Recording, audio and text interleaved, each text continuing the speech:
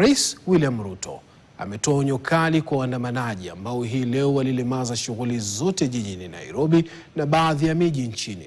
Ruto ambaye alikuwa ameandamana na kinara wa chama cha ODM Raila Odinga alikuwa anazungumza alipohudhuria mazishi ya babake gavana wa Kilifi Gideon Mung'aro. Amesisitiza kuwa maandamano yanafaa kufanyika kulingana na sheria. Haya yanajiri huku muungano wa upinzani ukijiunga na waandamanaji kuendeleza shinikizo zao dhidi ya uongozi wa Rais Ruto. Jeff Kirui na taarifa hiyo. Wakati Kenya ilikuwa inashuhudia maandamano katikati ya mji mkuu Nairobi, Rais Amiri Jeshi Mkuu William Ruto na mwandani wake siasani Raila Odinga walikuwa katika kaunti ya Kilifi wakihudhuria mazishi ya babake gavana wa kaunti hiyo Gideon Mung'aro, mzee Gideon Baya Mung'aro. Hafla ambayo iliwapo jukwaa kupaza hoja kali kuhusu maandamano yaliyolemaza shughuli zote za kiuchumi nchini.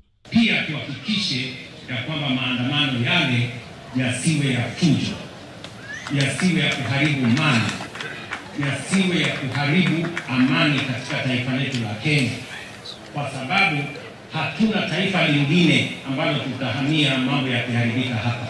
Maandamano imehalalishwa na katiba yetu, lakini maandamano yanataka kufanyike kwa njia ya amani.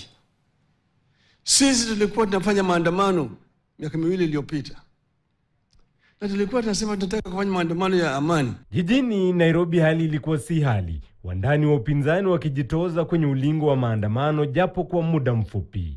Wakiongozwa na kinara wa Wiper Kalonzo Musyoka, mwenzake wa DAP Kenya Eugene Wamalwa na aliyekuwa jaji mkuu David Maraga, viongozi walipiga kiguna njia wakielekea majengo ya bunge kuweka mashada ya maua ya heshima kwa kumbukumbu ya waathiriwa wa maandamano ya mwaka jana. Hata hivyo, juhudi zao ziligonga mwamba walipozuiliwa kupita kizuizi cha polisi. It's a very shameful thing, and what will go down in history is William Ruto's administration, afraid of its own citizen, went and bribed others because they're unemployed, paid them some money to go and beat their fellow citizens. It is like this massive bribery. You cannot take our police over 12,000 kilometers away to deal with goons, gangs of Haiti. Then you are back home, you actually sponsor goons against your own citizens. And you let your police walk with these goons on the streets of the capital of our country. Now who is fooling who? Maeneo nje ya majengo ya bunge ambako ndiko kuliko kuwa uga wa makabiliano ya maandamano ya mwaka jana, wabunge walichukua tahadhari ya mapema, wengi wakikosa kuhudhuria vikao vya bunge asubuhi.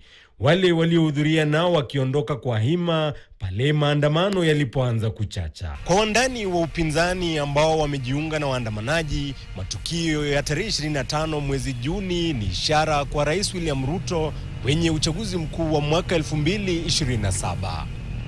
Jeff Kirui, KTN. Shukran sana Jeff Kirui kwa taarifa hii.